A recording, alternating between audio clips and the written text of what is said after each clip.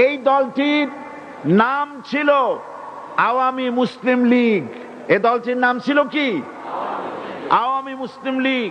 তখন তারা নারায়ে তাকবীর, আল্লাহু আকবার ধ্বনি দিত, স্লোগান দিত, কিন্তু ধর্মনিরপেক্ষ মতবাদ দলীয় আদর্শ হিসাবে গ্রহণ করার কারণে নারায়ে তাকবীর, আল্লাহু আকবার এই স্লোগান তারা বর্জন করেছে।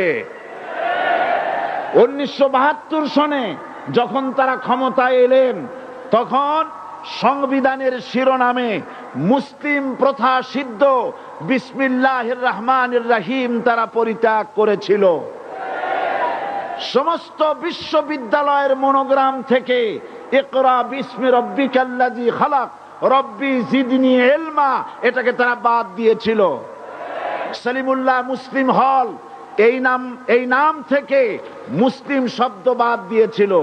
নজরুল ইসলাম কলেজের নাম থেকে ইসলাম শব্দ বাদ দিয়ে শুধু নজরুল কলেজ করেছিল। এগুলি অসত্য না সত্য?